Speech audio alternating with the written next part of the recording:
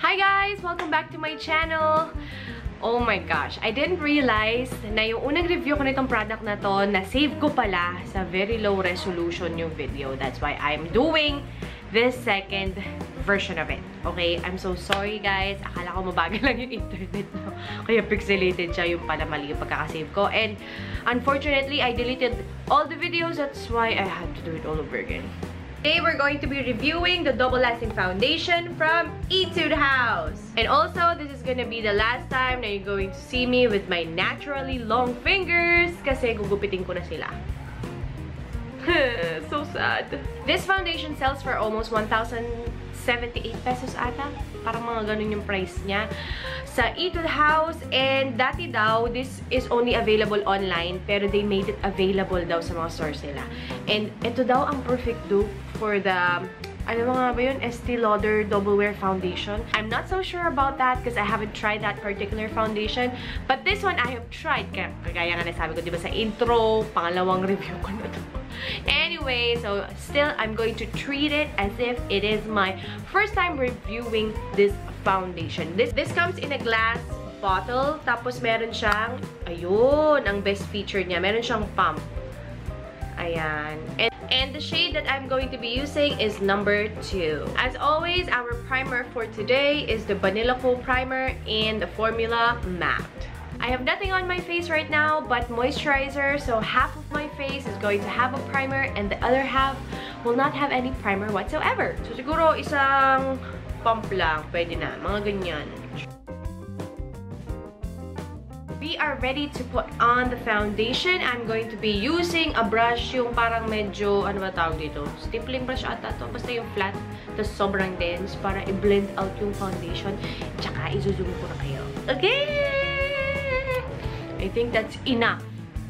I'm going to take one full pump. Ayan, ito yung tsura ng one full pump. And as you can see, sobrang runny nung consistency, di ba? Sobrang puti! Ay, nako. Can we make it work? Sige, tingnan natin. I'm not sure if this... Oh my gosh. Hindi ko to shade. Ang puti! Blend out muna siya. One layer on this side na wala. Na walang primer.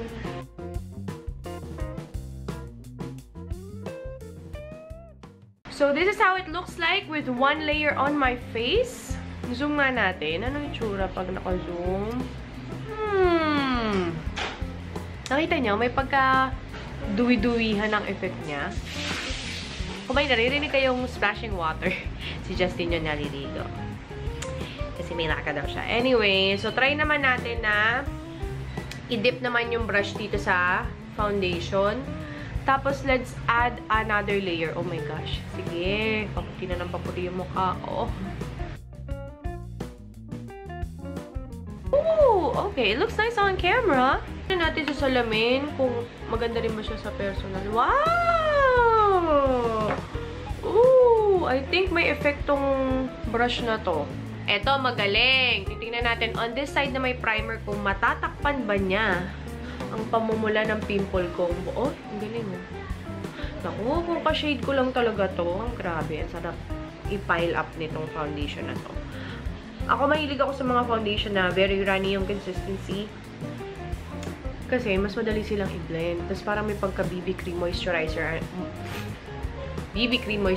and texture.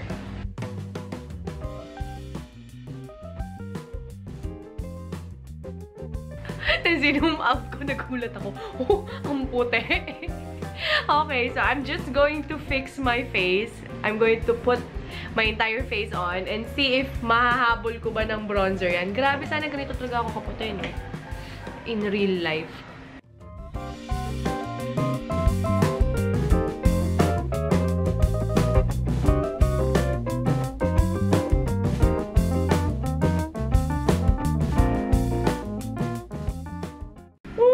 Okay, medyo nahabol natin siya. Ito na yung pinaka-the best na paraan ko ng paghabol dun sa foundation na hindi ko shade. Anyway, so after 15 to 20 minutes of doing my makeup, meron akong napansin. Iko-close up ko lang sa ilong ko, ha? Ayan. O, diba? Sobrang close up na. I don't know if you guys can see. Pero parang nag-settle siya sa aking mga pores. Ayan, o. Dito. Tapos, dito din. Basta dito sa side na to, yung walang primer. O nga, no? Ang galing. Dito sa side na walang primer, nag-settle siya sa malalaki kong pores. Sa side na may primer, wala lang. Parang may nakapatong lang. I have a zit right here. Decent coverage naman. Not too full. Pero, nakikita mo pa rin siya, pero hindi masagwa. Ayan. Yung redness niya nabawasan, pero hindi niya na-cover all the way. Tapos, tignan niyo yung mascara ko. Clumpy. Hindi ko sinasadya. Isang coat lang yan, by the way. Ayan. Anywho, nakalimutan kong mag-camera test. One with flash and one without flash.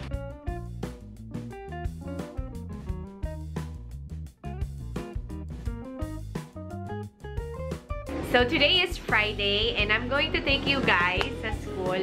My school is the best place to test out any foundation kasi walang aircon sa mga classroom. Ang may aircon lang is sa faculty and ang temperature sa faculty parang ano lang, parang normal lang. Walang malamig pero less humid. Hindi kagaya sa mga classroom. Si Daddy, nagre-reminisce ng mga love letters niya sa akin. Anyway, so ayan, ang itsura ng aking mukha ng natural na daylight. Parang medyo maputi siya, no? Ano yan? Ginawa niya ako ng card dati. Ayan yung tawag niya sa akin. Baby Peach, Subery, Baby Bear, Butanding. Parang kang bata dyan, labo. Tingin ka nga, hi ka sa kanila. Dyan na kayo mga anak. Alis na si nanay. Bye-bye, babe. Bye. Boy.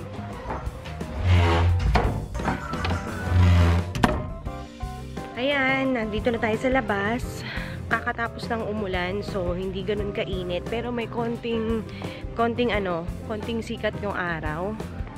Grabe ang puti ng mukha ko, kakaloka. Ano kaya yan? Sana hindi masyado mapansin ng mga bata na naka-makeup ako. Halata ba? Anyway, punta tayo sa school ngayon.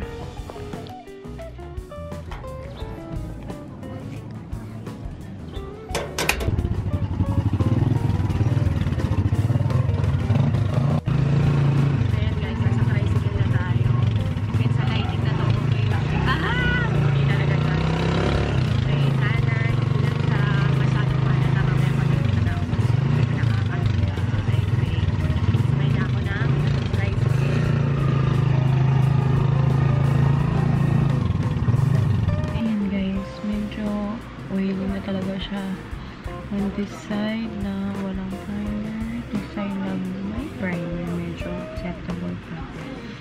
Okay, let's see what's gonna happen. It's been about 3 hours, 3 to 4 hours. So, nilagay ko siya sa mukha ako. Ayan friends, I'm on my second break and unti-unti na namumuo ang mga paglalangis sa mukha ko. Again, this side is yung walang side na primer. Tapos ito yung side na may primer. And equally sa ilong ko. Nakita niyo, di ba? Tapos tingnan niyo yung, oh my gosh. Teka, focus natin. Hala, tingnan niyo yan. Side na walang primer. Nag-run na yung mascara ko dito sa side na may primer, hindi pa.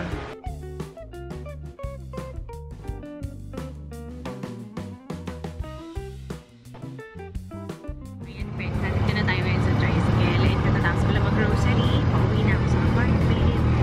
And in a few minutes, I'm gonna give you my final thoughts about this foundation. So, ayan friends, nandito na tayo sa bahay. It's been about 7 hours since I had my foundation on. And as you can see, may pangingintab na nagaganap.